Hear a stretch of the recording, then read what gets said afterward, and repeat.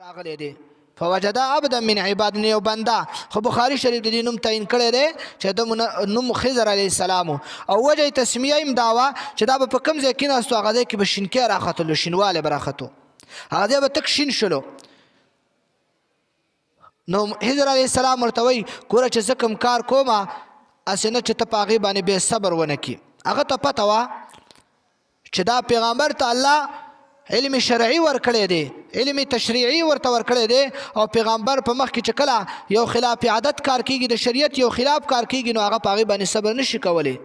اگر چې هغه د تشریعي علم نه علاوه علم تکویني و د خضر علیه السلام سره او په حقیقت کې هغه هم صحیح و خو هغه د عام شریعت چې کوم دی په ظاهره خلاف راتللو نو دا ورته وایي چې صبر د څه کومه خو انشاءالله که د الله خوښه وه زه به ستا سره صبر کوم دواړه روان شلو خو خضر علیه السلام ورته وایي ټیک دا زما ملګرتیا کې زما شاګرد جوړیږي خو چې کوم کار مې کوو په هغې کې به دا نه وی چې دا دې ولې وکړو تپوس به رانه نه کړي دواړه روان شلو په لاره باندې د سیند په غاړه دغه سمندر باندې روان دي کشتۍ ده خضر علیه السلام یوسف علیه السلام موسی علیه السلام یوشع بن نون ته وایي راځئ دې کشتۍ ته خیجو چې کله کشتۍ ته ختله کشتۍ کې داسې خلکو دغه کلي خضر علیه السلام یې وپېژاندلو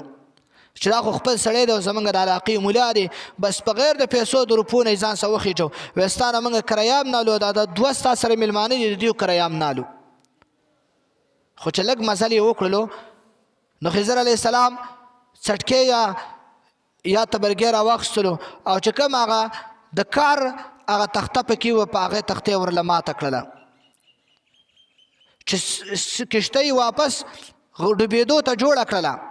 او روایاتو کې راځي یا یې په هغه ځای باندې شیشه ولګوله چې بار نه خلکو ته پته نه لګېدله چې ګنې دا شیشه په لګېدلې خلکو ته دا پته لګېدله چې دا خو خرابه کشتۍ ده او یا داسې وه چې بطور معجزه الله رب عزت دقه رنګې دا اوبه بندې کړلې نو موسی علیه السلام ورته وایي چې عجیبه کار دی دا خلک اول خو عام یو غریبانان خلک دی مزدورکاره خلک دی داسې مناسب نه وه دویم دا چې د دوی خو زموږ سره دومره احسان وکړلو چې بغیر د کرایه نه موږ په دې کشتۍ کې کېنولو او کشتۍ کې چې کوم دی روان کړلو او تا د هغې باوجود د دوی کشتۍ چې کوم دی خرابه کړله نو خضر علیه السلام ورته وایي درته نه مې ویلي چې ستا نه صبر نه کېږي دا ورته وایي صحیح ده دا زما عذر شو او زما نه هیر شلو خبره ستا رانه هیره وه دا هیرېدل دا عذر رانه قبول که او که د دې نه بعد به چې کوم دی بیا زه تپوس نه کومه دوباره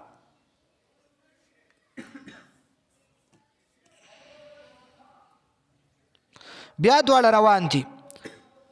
کشتۍ نه کوشلو او اپله علاقه کې روان دي چې خیال یې وکړلو ماشومان دي لوبې کوي ښایسته واړه واړه ماشومان دي ده پکې یو والک ولیدو چې حسین او جمیل مو ښایسته مو نابالغه مو وړوکی مو د ونیولو د سر نه یې ونیولو او سټ یې وله تاو کړلو او په هغه ځای کې یې مړ کړلو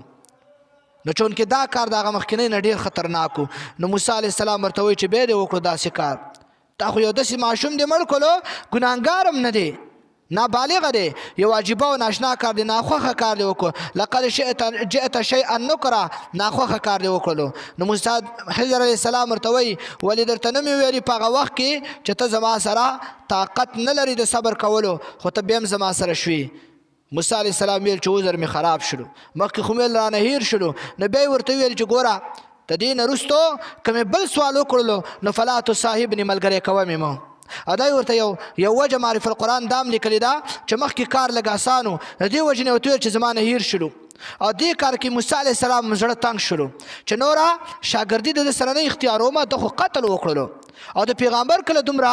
صبر په یو ګناه او په یو ظلم باندې کېږي نو ویل بس د دې نه بعد که مې بل کار وکړلو بس بیا مې چې کوم دی مه ایساره وه نو علما لیکي چې اولنی کاري د عذر اولنی کاري چې کوم دی دا عذر د غلطۍ و او دویم کاري چې وکړلو د موسی علیه السلام سره ملګری شو بشرطي نه دویم تپوس د موسی علیه اول تپوس د موسی علیه السلام بعذرین و چې عذر یې پیش کړو چې ما نه هیر شو او دویم سوال د موسی علیه السلام دا بشرطي نو چې بیا به داسې نه کومه بیا مې وباسه او دریم سوال د موسی علیه السلام دا بلا شرطي نو د هغې نه بیا جدا م کو فراق بیني و بینک یې ورته ویلي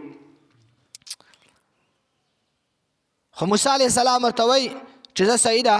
دې ځل خو مې تپوس وکړلو که بل تپوس مې وکړلو بیا مې مه ملګری کوه روان دي حتی اذا اتیا اهل قریة یو کلیواله له ورغلل او هغوی ته ویل چې وږي شوي 3 کسان یې موږ له څه خوراک مراک راکئ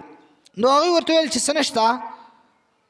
څه عذر یې ورته پیش کړو خوراک نه انکار فابو ان یضیفوهما د دوی د مېلمستیا نه انکار وکړلو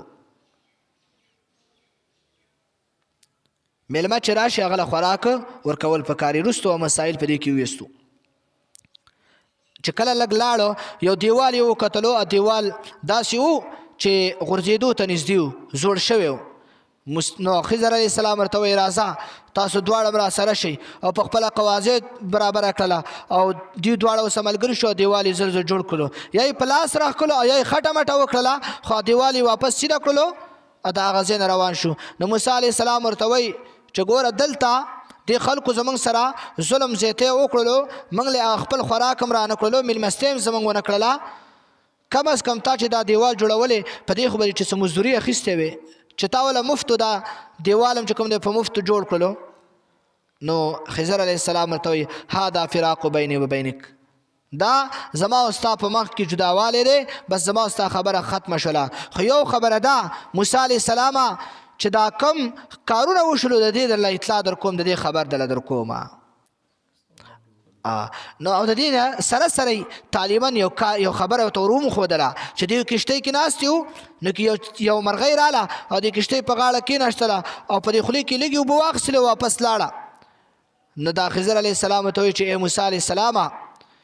زما او ستا علم چې راجمع کړي د الله د علم په مقابله کې دومره دی لکه څنګه چې د مرغۍ په خولې کې د سمندر نه اوبه واخیستلې او د سمندر باقي پاتې شلو نه په دې کې کمی رالی دقه رنګې چې ما تعالی الله کوم علم راکړی دی د دې علم په مقابله کې دقونته دی د هغې نه وروسته ورته وایي موسی علیه الصلاة وسلام ته وایي اولنی کار د کښتیو دا کښتۍ د یو څو غریبانانو وه لس سرونه په هغې کې دا 5 چې کوم د معذورانو هېڅ مزدورۍ نه و نو دې 5 به والا مزدوري کوله دغه مزدوري وه چې کښتۍ کې به د یو طرف نه به خلک راواخیستل بل طرف ته به پورې باسل او دغه وخت کې باچا په بیګار کې د عوامو هغه گاډي نیولې او کښتۍ نیولې نو د ده نمبر مقدای نیولې وې په بیګار کې نو څو ورځې به د باچا سره وې بغیر د اجرت او مزدورۍ نه نو دیو د کور خرچه به بندوبست باندې کېدلې نو د دې وجې نه د دې کښتۍ کې ما دومره عیب جوړ کړو چې دوی په څټکي په کور کې هم جوړولی شي خو باچا عیبداره کښتۍ نه اخلي هغه وایي چې روغې روغې کښتۍ چې زه په خپل کار وچلومه نو دا کښتۍ به د هغه نه پاتې شي د دوی په 5 روپو د یو کس مزدوري نه لګېږي او هلته په خپله مزدوري م وکړي او دویم کم چې تا دغه هلک یادو نو د ده مور او پلار ډېر نیکان او مؤمنان کسان دي مور یم او پلار یم دقه رنګې خو دا بچی دا یو داسې ماشوم دی چې دا غټ شلو دا به فاسق او فاجر او کافر جوړیږي او بیا به د مور او پلار دپاره د سر دل جوړیږي او هغوی په چې کوم دی د ده نه تنګ وي نو دا مې مړ کړلو الله به د دې نه د دې له چې کوم دی ښه بدله ورکړي